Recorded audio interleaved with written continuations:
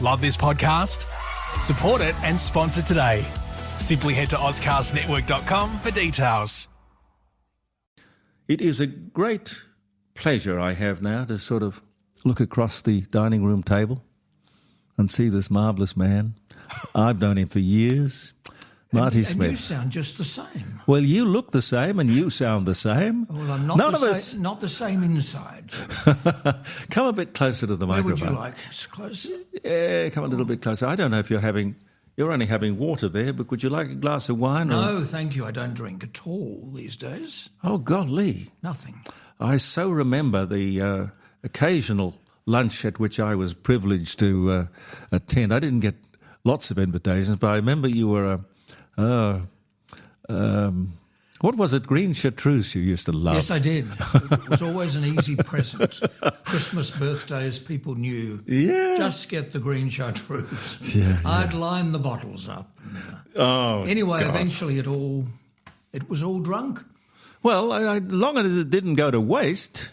Well, that's It was good at the time. And I remember meeting your wonderful mother and father, who were so supportive of me when I first came over here. Yes. And we went to your house at Millswood, I remember one night, Yes. and we had bacon rind. Oh, yeah, because that's Kari, my first wife, used to do that. It was apparently and I'd a never Norwegian. had just exclusively an entree of A bacon rind. Well, the Norwegians are funny people. They never waste anything. They eat absolutely everything. I can still remember it. It was scrumptious. Yes, it was. Yes. I would say probably very bad for the heart. Oh, yes, I'm sure it was. But at that time, I never even... Heart wasn't in my vocabulary then. We didn't. No, they were wonderful days in a sense that they were kind of carefree. I tell you, mentioned that because I haven't written it yet for the Advertiser, but it's the next major article to write for the newspaper, is I went back last Saturday morning to my original childhood home. Where was it? In Northgate Street, Unley Park. Oh, what a lovely spot. I love that street. Well, it was up the poor end. Oh, no, it's a whole street. In fact, not the poor end, the very poor end. The whole street's nice. I just have been wanting to do this for some time. Yeah. And I thought, I don't know whether it's the right thing to do. Why? To go back, will they welcome you? And I thought, well, they're either going to say, get away, and ringing the bell the Saturday before the referendum, they might well have thought this guy is trouble. Yeah. But no, a delightful, I think, probably just recently retired couple. And, they won't be named in the article, and I won't give out the exact address of the house. But for me, it was lovely to go back and even, in the middle of the day, not exactly believe I was in touch with ghosts or people of my past, but my bedroom was still there, Jeremy. Yeah. And they've got a couch where I used to sleep. Yeah. So I lay down on the couch and she's taken photos for the paper of me supposedly sleeping the same spot. Exactly. You're going to put that in the paper? Oh, yeah. Yeah. Yes, of course. Yeah. How old were you when you left that house? Well, I left in 1976 and I was born in 1947, so you do the maths. That was 29. Yes. Isn't it? Yep. 29. Yep. So you left that house in 76? Yes. And 76 was the year I came over from Sydney. Yes, I left at the end of 76. And you and Paul Linkson brought me over very kindly and enabled me to have the wonderful life that I've enjoyed here ever since. I was just telling Martin, who I think sat here before. Yes, he did, yes. That I was responsible for you to come to Adelaide. So you got the blame. He wanted to know a lot more. All those marvellous chapters in your life, because you, apart from being producer... Of course there's a book in it, Jeremy, but you can't write a book because... Why? If you told the truth, you'd be in so much trouble. Would you? Yes, you would. You would. And if I wrote a book, I can write articles. I can do bits here and there, and play around with it and exaggerate a little bit and pull back where I have to. make sure no one gets into trouble, including me. Yeah. But a book requires, a go-to-woe story. Yeah. And I don't think the lawyers would... Well, lawyers are not exactly the most fun-loving people. No, well, you'd have really. to run it past the lawyer. But if I do it, as I have been doing it now with the Advertiser for 2 years, piece by piece, Yes. and telling my story publicly, really for the first time. Yes. You know where all the bodies are buried? I'm quite sure of that. Well, perhaps they know where I should be buried too. No. It works both ways. People would know you from the last word and the mouthing off and all of that, and the stories that you write in the Advertiser. Yes, they do, it's terribly humbling. Yeah, but you like print journalism better than radio journalism? Well, for the last 40 years I do, Yeah, because that's been my occupation. Yeah. And it's not work. I mean, let's hope the tax office isn't listening. But you slave over a typewriter or a word processor or something? I love writing, and I'm told, at my age, and I accept this as a compliment, Yeah. I'm writing probably as well as anybody Oh, my God, age. yes. People seem to know. But you say... Which is kind of freaky. That you say people of your age, you're younger than me. Yeah, not by more than a year or two. I reckon that you have to be a certain age before you really know what you're doing. Well, this new lady came in as editor of the Advertiser almost 2 years ago. Yeah. She's delightful, Gemma Jones. Absolutely It's a nice name, Gemma Jones. Gemma Jones, it's good. And she is nice. She's awfully nice. Almost like she's the president of my fan club. Okay. Which is,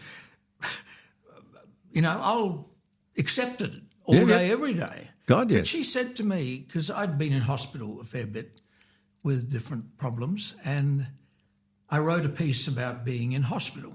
Yes. And she said to me, "You can write." Yeah.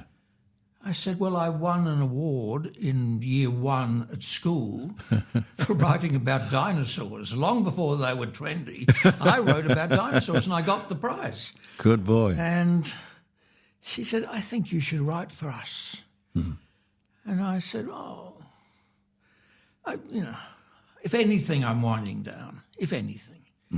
She said, "No, I want you to start writing properly." Yeah. I mean, what I write in the daily column and the quiz on the weekend, it's not writing, Jeremy. It's just...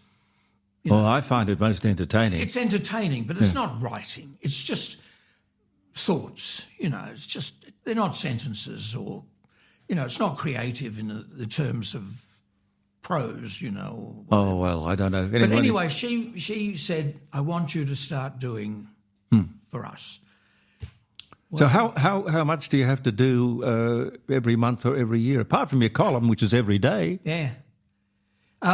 It's flexible. I've got an agreement with the paper which allows me to write whenever I want, for whatever length I want. Good. And on whatever I want. Now, not many journalists have got that freedom. No. And I'm thrilled. I've got this chance to, put my life story into the paper, as I say, Yes. chapter by chapter, if you like. Yes. Without, being offensive. I mean, I'm trying to make them fun and... Yeah. But you've got this... It's all a game, Jeremy. It's all Sure, a game. but it's just another wonderful branch of entertainment, really, when people sit down to read a paper. I'm sure there are some of us left who do. I don't know whether... Well, you read the paper now online and whatever, but you still read, what we write. But you write the stuff... you might just look at something and get a lead for a story. You might find some simple little thing that we would overlook or not pay too much attention to, and you can make a whole story out of that. Oh, you can make it up. Well, no, it's just having imagination, isn't it? I don't mind exaggerating if it proves a point. Yeah. I think that's quite legitimate. Yeah. But you don't want to go out of your way to be obnoxiously untruthful. No. I think there are journalists who, trade on that No. True.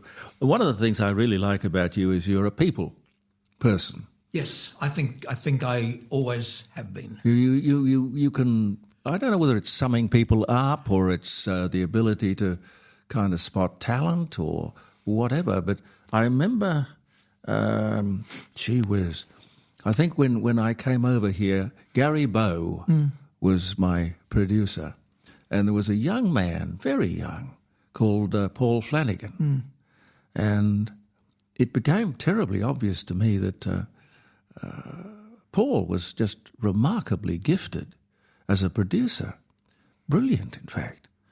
And I'm sure you saw the same thing too, because it wasn't long before Paul was producing the program rather than just assisting, and that was just a wonderful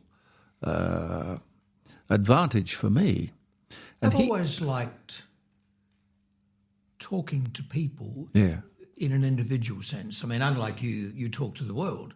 I just loved talking to interesting people, and I happen to find everybody interesting. No, but in terms, I meant in the world, meaning listeners. Yes. I see. I'm more interested in just, going out to lunch and shooting the breeze and coming home and thinking, well, that was time well spent. Yes, and it probably was. It was, yes. I mean, yesterday I went to lunch with a guy I wrote about only 4 or 5 weeks ago. He's the sommelier at Fishbank, the restaurant in the city. Oh, yeah. He's 24 years old, and he's quite remarkable. Yes. And we had lunch yesterday, and I told him stuff about me that he didn't know, and he told me stuff about him I didn't know. But when we went our own way at 3 o'clock, I thought,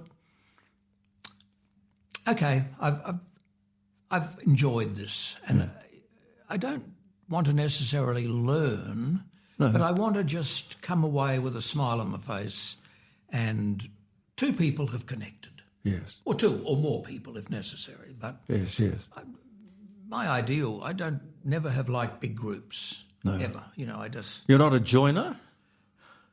Well, I can. Yeah. I'm not stupid. I don't turn down an invitation if I know there's going to be 20 people there. But I get the feeling, though, that it was a team, you'd be in it as long as you were leading it. I don't, not now. Because now I'm just a cog in a wheel at the Advertiser. Doesn't sound like it to me. It sounds like you've got the carte blanche. You can do what you like. Well, I work from home and, I've got good friends in there who support me through ill health and through good work. Yeah. But I don't know whether these days I would fit in with, being in a newsroom. I think that's asking too much of me now. Yeah. Now, when I was program manager of 5DN, I suppose I had responsibility for 30, 40 people. Well, you were the best program manager that I'd ever worked for. No. You don't have to, No, I do. I just point out the bleeding obvious from my own personal experience. Other great program managers who have done much better than me, I guess I just wasn't privileged to meet them, but... I just have heard of them. Well, I haven't worked at too many radio stations, no, really. Well, I haven't either. No. But I'm aware, of people who have given their whole life to a radio station. Yeah. And, made it in their market the number one station, not perhaps forever, but... Yeah, sure. They've planted all the ideas and they've grown. And mainly, I would have to say probably mainly music stations. Yeah. Much easier to turn around than the station at the 5DN here, which I inherited as program manager. Yeah, and turned around. That was a dinosaur when I took it over. Yeah. But you kind of... put the round peg in the round hole and the square peg in the square hole. A lot of people find that very difficult to do. It took 2 years and the best part of 2 years to get the right people doing the right things. And we missed along the way. We missed with some people. Yeah, they didn't stick around. There was a bit of trouble with breakfast. There was a lot of trouble with breakfast. I remember conic flakes. I didn't know. Well, there was another guy called Michael Lynch who came from... I did learn, I think... and of course it doesn't matter now because I'm not involved, but I learned then that it was kind of fatal to take somebody from the ABC to commercial radio. Yes. Yeah. But at the time it felt right. But, you know, they never really turned themselves into a commercial animal. I think it's, fancy that, looking down the dates, which I have for years kept, Marty. I don't know if you recognise them. These were the ones you gave me at 5DN 40. I'm sure I sold them to you, Jeremy. I didn't. Oh, yeah. Well, that was afterwards. Oh, that's probably true. But you used to give them to me when yes, I was. I know. I tried to help. But just speaking of the ABC, 1981, Ralph Bain started at 5DN doing breakfast. God, there's a name. There's a name. Well, I'd gone then. I I'd see. left. He wasn't anything to do with me. Right. I would not have done that. No. I remember Ralph. He was, I think, a very funny man. But I don't know that it worked, and I don't know why it doesn't work. Well, I learned the hard way. I mean, we brought a couple of people over from Melbourne, from the ABC in Melbourne, and I don't think we took anybody locally, but they were brainwashed by the ABC before they got to us. Yeah, we were talking about that earlier. And no matter how much you tried to, you know, prod them or kick them up the bum or whatever, you know, to be commercially creative. Yeah. It was just instinctively wrong to them because they'd been with the government for too long. We were the devil. We were the evil ones. But it was all fun. Jeremy, it was all fun. I mean, obviously, like any job, you have good days and you have bad days. And you have very good days and you have very bad days. You remember the best day? When I left? Oh, was it that bad? No, it wasn't that bad, but I'm being a bit frivolous. But I was ready to do other things. Which included television and all kinds of... I went to television from 5 years. Yes. Mike Willesee? Mike Willesee, yes. Yeah. Yes. And you went to Sydney and... I lived in Sydney for nearly 4 years. Yeah. Enjoyed it? I love Sydney, always have. I used to visit Sydney a lot because of relatives, and indeed I'd made connections with people in Sydney radio and Sydney television long before I went there to live. But I would not like... I mean, now Sydney's changed. I mean, this is 44 years ago. Yes. I wouldn't want to live and have to spend, 4 hours on the train or the bus in the morning to get to where I had to work. No, it's a different place. I'm glad I got out when I did, because I, like you, have got very pleasant memories of Sydney, but I know it's a Sydney that doesn't exist today. Tell me the story about KG. I heard that you found him and he was reading gas meters or something. Not when I found him. He'd graduated from reading gas meters. Yes. He was, when I found him, he was the manager of the Newmarket Hotel on the corner of North Terrace and West Terrace. Yeah. Ever since I first went to America, which was 1969, I was aware of at least one station in every big market devoting themselves to sport as entertainment. Mm-hmm. And I filed that away and I thought one day it might be useful. One day. Anyway, when I was given the job as program manager of 5DN, I thought now's the time to see what happens here. And you mentioned earlier the manager, Paul Inkson, yes, who had no affinity for sport whatsoever. No, I'm sort of with him. He knew a lot of other things. Yeah. But he didn't know anything about sport. I don't get it. And I won't say that I knew much more, but I knew enough that this was worth a gamble. Yeah. And he said, as he was, very theatrical, No.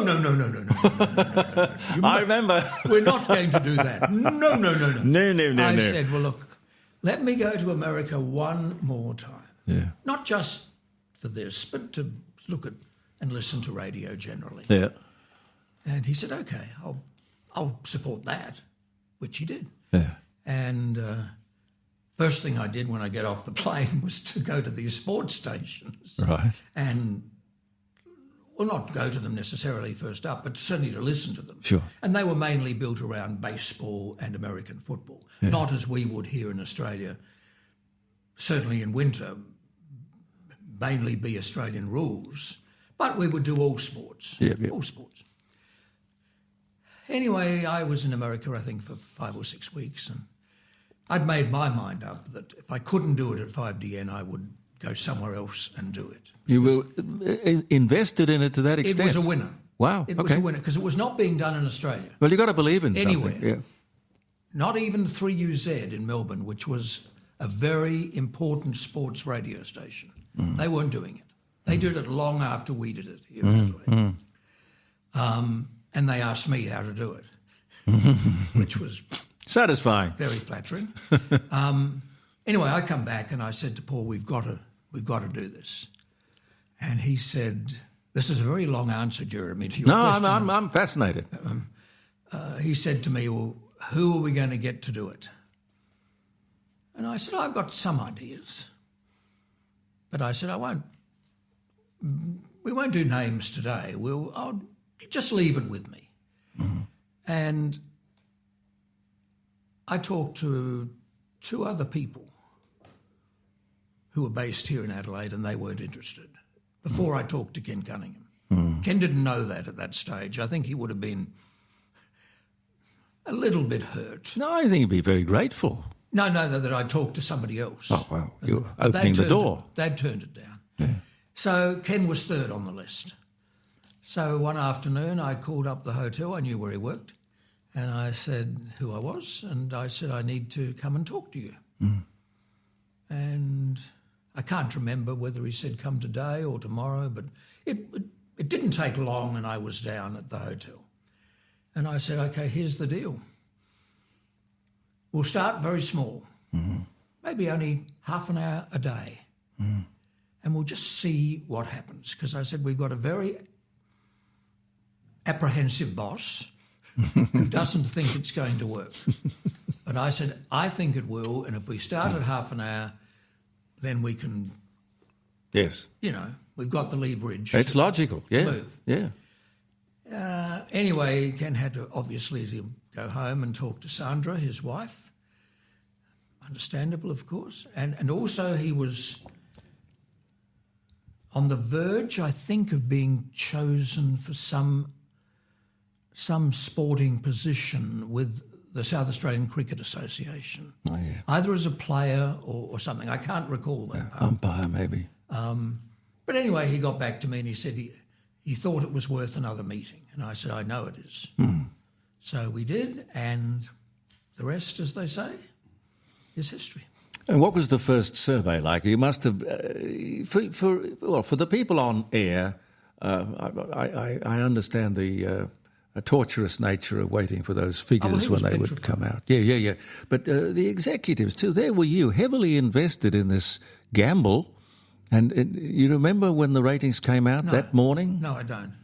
But you were confident that that'd be good? Yeah. Was it the sort of show that built, or was it an instant success? I can't remember. I can't either. I mean, it wasn't an instant failure, that's for sure. Well, sure. It grew. I gave Ken a producer who I'd known for a long time. Who was that? A young man called Guy Dunstan. Oh, I remember Guy Dunstan, who yes. had a law degree and an economics degree. Yeah. But he was a sports fanatic. Yes. So they had that in common. Where did you find him? I'd been a friend of mine through other friends for a long, long time. Isn't that funny? I mean, the mentoring part of your job would have been a very important one because you've got to pick the right talent. Ken just loved him. Yeah. He and Guy just came together. They merged. Yeah. It was just a marriage made in heaven. Good. I couldn't have wished for anything more. I didn't have to worry. No. Because Ken had only done the football show and a few other bits and pieces on Channel 9 across the road those days from 5DN. And Channel 9 treated him very differently, as almost a freak. Yeah. Now, in his own way, Ken was, but he had the makings of being a very responsible broadcaster, and his ability to talk to children, which no one knew about till we put him on the air and kids called him up. He was phenomenal in communicating with kids. Gift. Yeah, it was. It was. So, you know, the KG story just grew. This is all 1970, either late 77 or Yes. perhaps early 78, somewhere there anyway. But then it just grew, and I remember saying to Ken, you better make the most of this because you've only got about 7 years in this business. Yeah. And God damn it, he's still on the radio on Saturday mornings. Yes, doing the same thing, and speaking the same language. Yeah, murdering the language. He is, but that's his Style, yes. Yeah. Channel 9 wanted to send him, when they realised we were onto something, they wanted to send him to elocution class. Oh, no. I don't think the story's ever been told publicly. No. Maybe Ken has, I don't know. But I remember Rick Boland was the program manager at Channel 9, and I liked Rick. He was okay. Yeah. But I said, no, that will destroy him Absolutely. completely. Yeah. But he was adamant for a day or two there that Ken should learn how to dot every I and cross every T and put a G on every word. And I said, no, that's the least of our worries. No, you're going to ruin the spontaneity and the course, natural flow of I things. talked Rick out of it. And I don't know whether it ever got to Ken, that they were planning this, but I think Ken would have put his arms up in the air in horror and said, I resist that. You know, I'm who I am. Because 5DN and Channel 9, being directly opposite each other on 10th Street, they had I suppose, an ownership connection when Rupert Murdoch owned them both. Yes. But it was a good working relationship that existed for years and years and years. I worked at Channel 9 in 1965 reading voiceover news. Oh, really? I didn't know that. Well, there you go. Yeah. Were you tempted to stay in television rather than radio? Well, it certainly paid, at that stage in 1965, it paid about 8 times better than radio. Oh, God, yes. And, of course, still does for most people. Yes. But, well, there are fewer television John Doherty was the assistant manager. He was the first newsreader on Channel 9, on television here in South Australia. Yeah. And I keep in touch with John. We have lunch Yes. quite often. And he's now 89. Nice guy. His voice is still that honey, beautiful tone voice. That hasn't changed a bit. Of course, at 89, he's not quite the same as he was, thank goodness. But neither is the audience.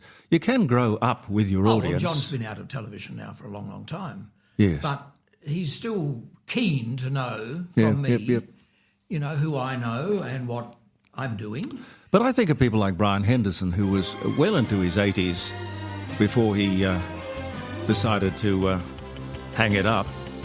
I think there's a lot of things to be said for people who refuse to hang it up. But then again, that's something of a self. You've got to know when to go. Yeah, I suppose. Otherwise, that's tragic. Yeah. You know, not just for the individual, but it's tragic for us. Marty Smith is with me. Stay right there.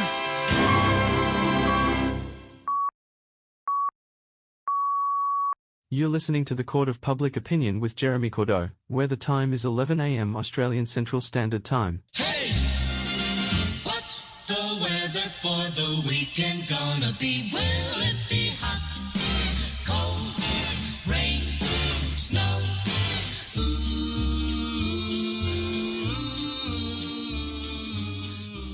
Ooh. And the weather today in Adelaide, it will be a cloudy day. You may not find us on your TV, because in case you did not know, we're being brought to you by, brought to you on, brought to you by RADI.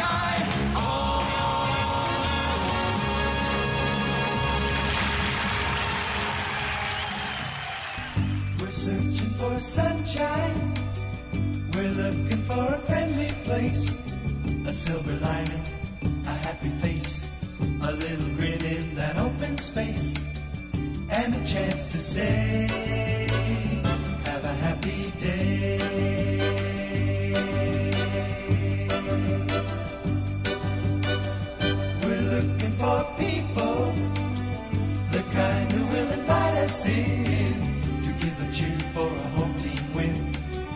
share a laugh with the kith and kin, and find time to say, have a happy day.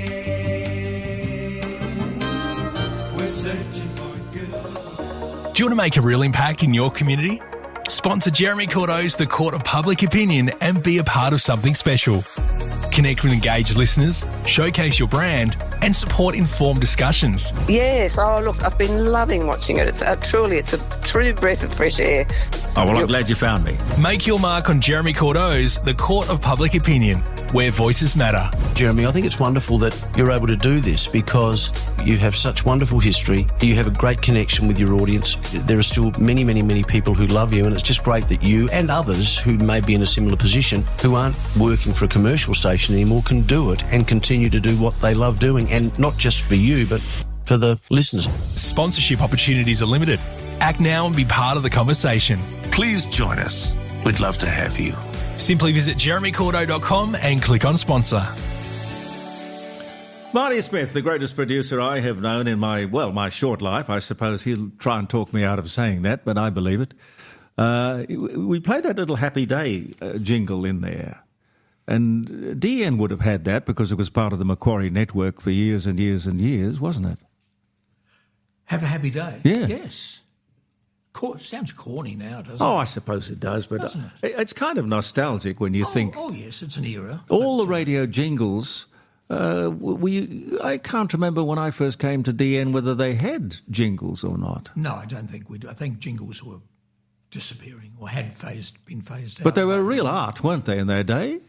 They mainly belonged on top 40 stations, I think. Yeah, I suppose. They were short, sharp, frantic, loud. Yeah. I don't know quite why a talk station, as DN was becoming, would have needed a jingle. But I think I got rid of them, to be honest. Well, radio stations in the 70s, 60s and 70s were sort of more like kind of all service stations. They did a little bit of everything. There'd be a bit of a talk show, and there'd be, when I remember 2GB having a music breakfast program with John Martin, and they would have Andrea in the morning doing a talk sort of program. Then there'd be an afternoon chat show with Gordon Chater and Gwen Plum or something. Yes, it took a long while to phase out the old and bring in the new. But then in the afternoon there would be John Laws doing a disc jockey that's what I mean, program. all that in the morning. Yeah. Was like, Jeremy, the programs I inherited at 5DN here, when I became program manager, were really of another, not just another era, but another ice age. I mean, we had things like Hawaii Calls. Hawaii Calls Hawaii what? Calls. 30-minute program of Hawaiian music. Does anyone remember that? 0491 65 68 60, if you do. But there was a whole plethora. Why Hawaii? I don't know who sponsored it, I can't remember. And then there was an Adelaide organist called Marty Smith. Lovely man. Yeah. But I inherited a 30-minute program called Headley at the Hammond. It was all this block programming. Yes. And then you might have a 30-minute program of religious music. Yes. And it just all, not overnight, but it had to be swept under the carpet because it didn't attract revenue. No. There was a thing called the Methodist Hour, which only went for 15 minutes. I could never figure that out. And indeed, with all respect, the gentleman you replaced, who was the Reverend Neil Adcock, he had a very, strong spiritual following. Yes, There's of no course. doubt about it. Yes. But it was wrong in terms of attracting revenue. Yes. I like Neil. I believe he's still alive and lives here in Adelaide. Good. I only met him a few times. Mel Cameron I knew for a little while. Mel was an institution. Yeah. But is it true he died on the golf course? I don't think he died on the golf course. Bing Crosby did. Yeah, that's right. I remember you gave me Bing Crosby's phone number. Did I? You did. How did you... Big must have been very cross. No, he was wonderful. No entourage, no speak to my agent, anything. It's his Jeremy, home number. I haven't thought of this probably since the day it happened, but you were on the day that Bing died, I think, or we put together or something. Well, we spoke to him very but soon before. Do you recall who, I can't think who it was, but we called the same person twice in America. And it was a good friend of Bing's. I can't remember, like Donald O'Connor or someone like that. It was a good friend. Yeah. But Bob Hope. No, it wasn't Bob. No. I know that. But the second time you placed the call, this person didn't twig. They just went through the same answers and kindness that they did the first time an hour before. I can't remember who it was, but that was a mistake, of course, by the producer more than anybody. No, well, look, we twigged obviously in the control. I don't think I was there, but whoever was in the control room putting the calls through, they twigged, and they must have said to you on your headphones, just play along. We're doing all this again. And you and this person, was a comedian of some sort, I can't remember. Yeah. But the call went ahead as if it was the first time for everything. Well, we had a lovely relationship with Kirk Douglas because as he got on, I'm sure he had a little bit of dementia. Yes. But he was very, very happy to talk to us any time. We could ring him. Perhaps no one else rang. Possibly, because he was well into his 80s or 90s. I don't know. He was 100 and something when he died. When he died, yes. No, absolutely. Yeah. I got to ask you where you got the phone numbers, because you had this remarkable ability to get the phone numbers of the most hard-to-get celebrities. Yes, I did. It was just an act. Sorry, a knack. Yeah. And I still sometimes go down that road. I know where I think I can find a phone number. I can't use it, and I can't give it probably to anybody who can. But I quite like having this directory at home. Tell me, is it a Rolodex? How do you... No, it's just handwritten in a book. My God. Books. What a valuable book, because a producer, his great strength, or her great strength, is contacts. Yes, but these numbers go out of date very quickly. I suppose they do, and of course the stars die. But there wasn't one major movie star or theatrical star. I think we ran out of people to ring. We kind of did. Yeah. But it was an amazing... But people loved that. Oh, yeah. It was the time when Don Lane... I loved it. Yeah. It was the time when Don Lane on Channel 9 was for the very first time doing satellite interviews on the Don Lane show. So the whole world was becoming smaller for the first time. But you got bigger names than they did. Oh, yes, probably did. But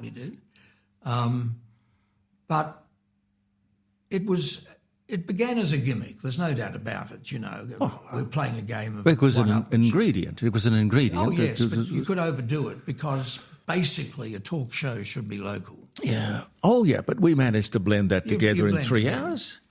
I'll never forget, I was the first person to interview Neil Diamond in Australia.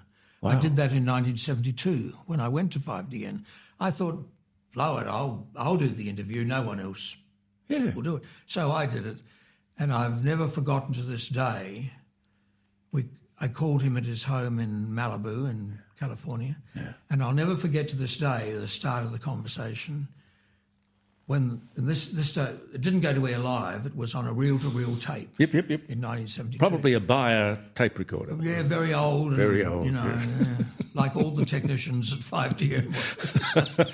But we had technicians. We had 4 or 5 of them. Yes, we did. We did. But there's Neil, doesn't know anything, I suppose, much about me, but I knew everything. I thought about him. And He's a nice man. I said to him, what were your parents like? Yeah. And he answered. This is the start of the interview. He answered, well, one was a man and one was a woman. And I thought, oh, my God, is it going to be like this? But within 30 seconds, we'd both found the level we wanted to talk to, and it went on for half an hour. I followed his career but never got in touch with his management or anything until 1998, when I think he was visiting Adelaide for perhaps the fourth or fifth time. He was at the entertainment centre, and I left a note.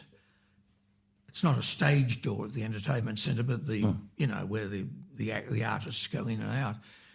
I knew his manager's name, and I just left a note in an envelope saying, I don't know whether, Neil will ever remember me, but I did the first phone interview with him in Australia. I got a call. He was here for 3 nights. I got a call back the second day from the manager saying, you will be our guest at the show and you'll come round and have dinner with us afterwards. He remembers that interview distinctly. Now, I don't know to this day whether he did. I think he did. Oh, that's wonderful. The conversation we had, he seemed to, I didn't have to explain. No. But maybe he does that with a lot of people throughout the world. I doubt it. But it just brought it full circle for me. Yeah. And I felt, I didn't waste, that time after all. Back in 1972, Astor Records, which was his label in Australia, they bought the interview from 5DN. Wow. We could have sold it for a lot more than we did, but it consequently got played all around Australia on music stations. Yeah. And now, of course, everybody knows that, I guess, that Neil Diamond is not well, and I know. it's, I just often think that, why can't good people still make music? Oh, I know. There are sort of disappointing ones that I can remember who really didn't sort of give very much or even want to do the interview. I remember Robert Mitchum, who simply said... I think he was notorious with everybody. Oh, I heard that. It's like pulling teeth. Yeah. And the other one I remember was Gordon Lightfoot, and it was difficult for me because I worshipped him. I thought he was a wonderful talent. I loved his music. And he just was, I don't know, bad mood or drunk or I don't know, but it was a very disappointing thing. And in the end, I said to him, look, I'm really sorry. You obviously don't want to talk. You're not in the mood or whatever, but I wish you'd just say I didn't want to do the interview rather than do that. He died earlier this year. Yes, I know. I know. He was a legend in Canada, of course. Speaking of selling interviews back to America, or selling interviews back, do you remember that day in, when was it, 77, I guess it would have been, when you came in to me and said there's a siege in the Brunei Brith building in Washington, and here's the number. You want to cold call it? Which is just not set up an interview, and just ring it. Do you remember that? Yes. How did you get that number? In the phone book, I guess. But it went straight to the terrorists who had taken over. Well, they'd taken over the phone, I suppose. The Brunei Brith building. There's no reason why an organisation like that should have a secret number. Well, I don't know. I mean, knowing you, I wouldn't surprise me if you had. They should be trying to attract followers. Well, they were doing it at the point of a gun. Yes, I remember that day, and you got on the front page of the Advertiser. Yes. As a result of that. Yeah, well, no, that was thanks to you. Oh, well. And I also got a nice award out of New York for that, and thanks to you. Oh, well, I don't know about that. You did the job. Yeah, well, the interesting thing, though, is that today, of course, the FBI would immediately take the telephones out because what would happen would be some stupid FM jock would ring and probably exacerbate the situation and cause a worse problem. But I take it that sort of thing wouldn't be done today. I've got the feeling that nobody would do it. Well, I don't know because I'm not involved, but I don't, be honest with you, I don't listen to radio. Oh, okay, that's I interesting. haven't for a long, long time.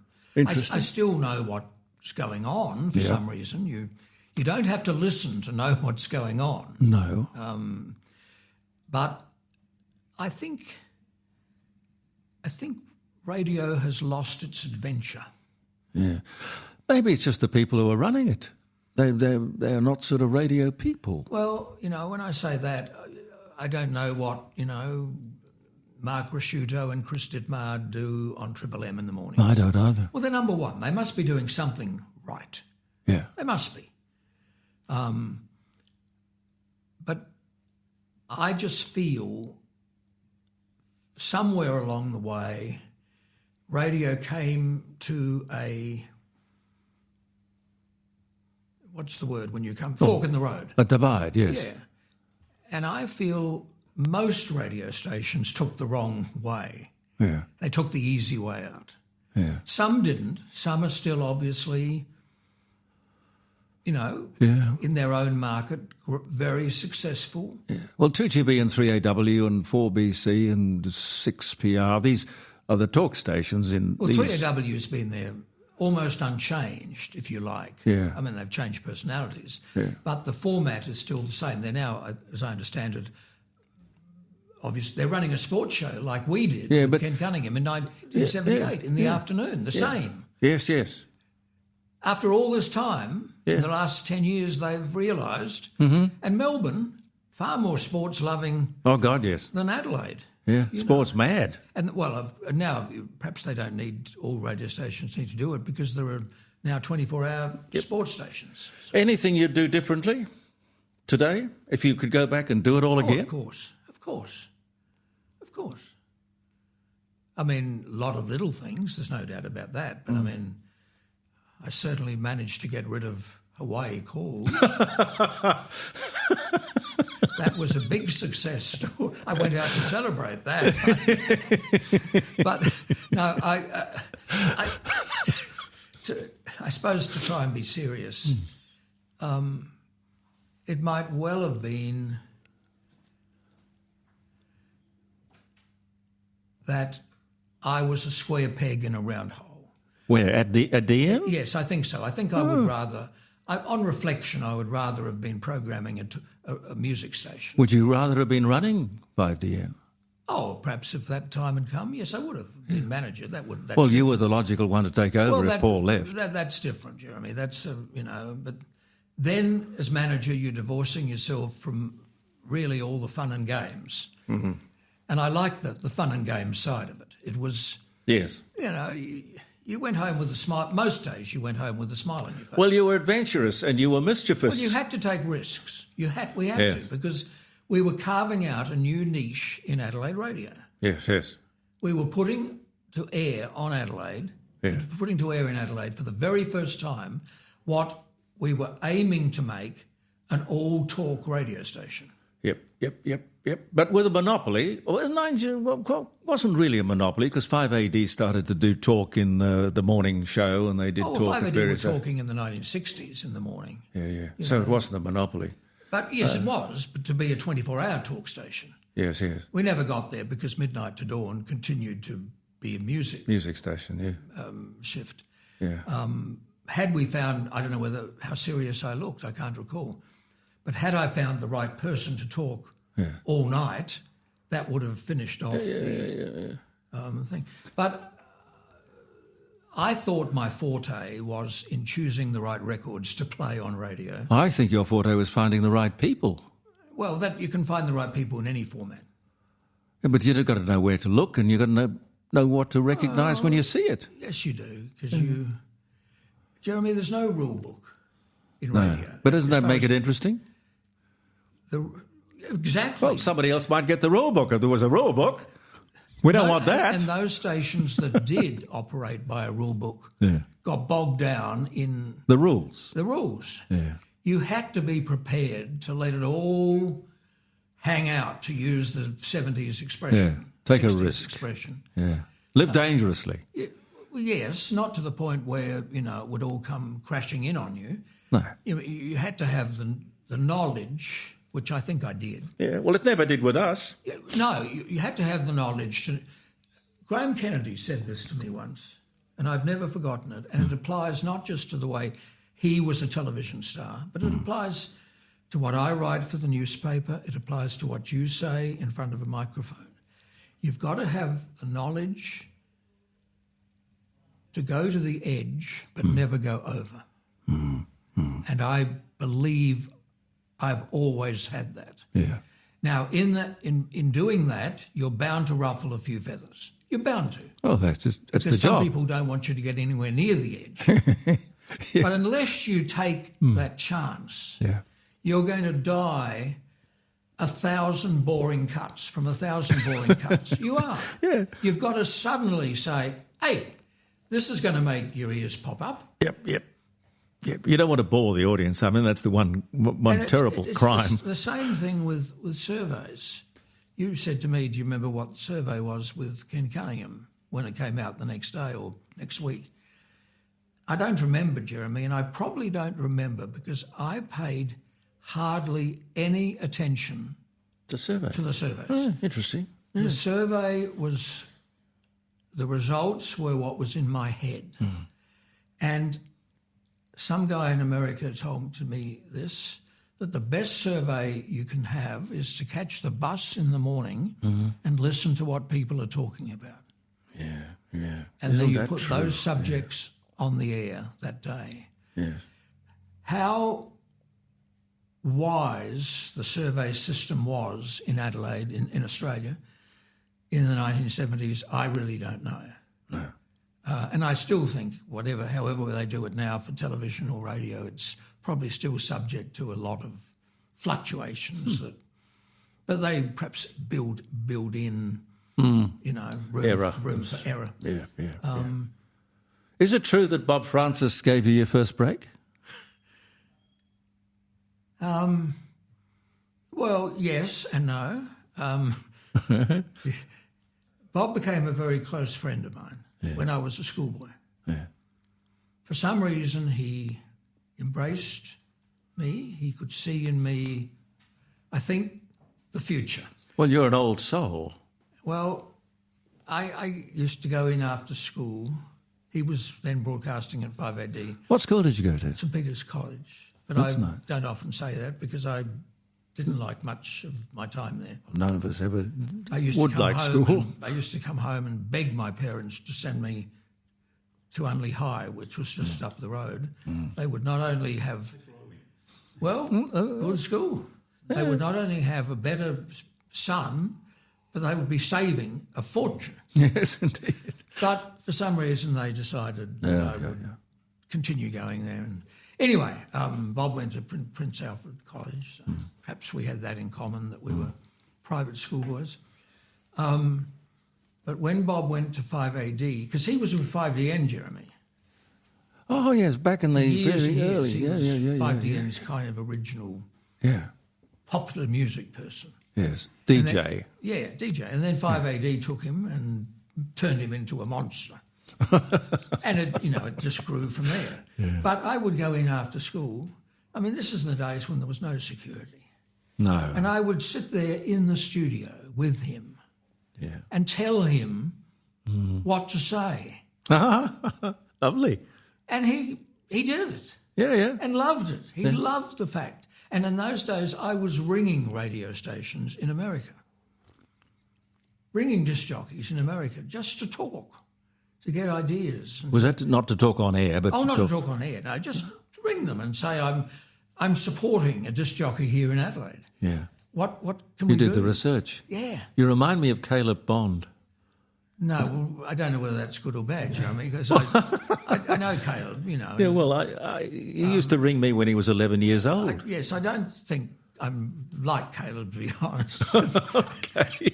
He's fine, I think we're very different. Yeah. But anyway, that's your opinion, and that's fine. Is that it's different politically but, or what? Oh, no, just... No, we won't. Okay. We'll leave Caleb out. All right. He's fine. But Bob and I became good friends, and I went to his first wedding, and, as a schoolboy. Sure. And I kept in touch with him pretty much till the day he died. Yes. Well, you were sort of starstruck with him as I was starstruck with John Laws. I won't say I was starstruck, Jeremy, but I would say Bob was lazy. Oh, yeah. And I was fulfilling a role for him, which nobody else at 5AD seemed to be doing. No. He was only paying me in free records. Okay. That's the payment I got. Have you still got that great record collection? No, it's all gone. Oh, God. But, I've heard so many people say so many things about Bob. Most of them kind. Yes.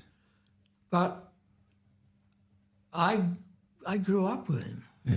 You know, I was younger than his...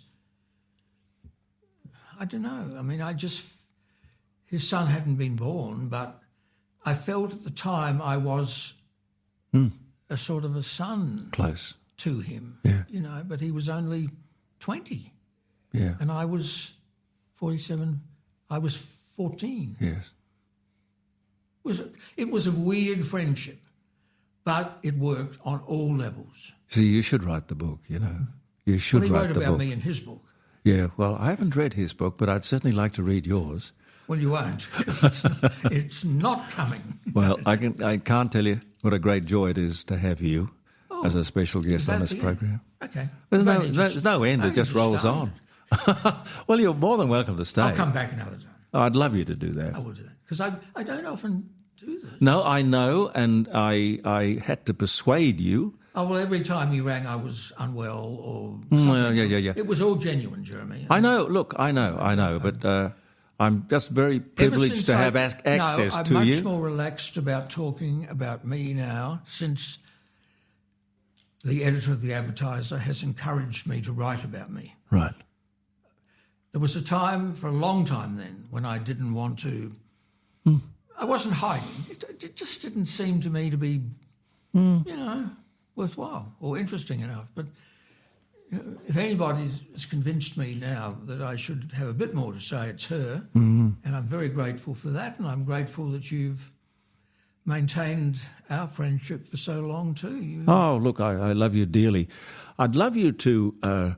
that book there, I salvaged that when I left 5DN, and it's a visitor's book, but I have got all sorts of wonderful people over the years who have come in and graced the studio and talked to me. I remember the 5DN visitors book. Yeah. I think that was my idea. Well, look, it probably was. I think every damn good idea that we had at DN was an idea that you had. That wasn't the old one. That one was the restart. Oh, was that the rebooted one? Oh, no. We had one back in the 70s. Oh, that should have gone into the time capsule. Yeah, should have, absolutely. But there are all sorts of guests and people who wandered in and wandered out. Lovely. Well, I'd love you to sign that. Thank you very much. Marty. Thank you, Jeremy. Love you dearly. I'll come back another time. God bless you. Love this podcast? Support it and sponsor today. Simply head to ozcastnetwork.com for details.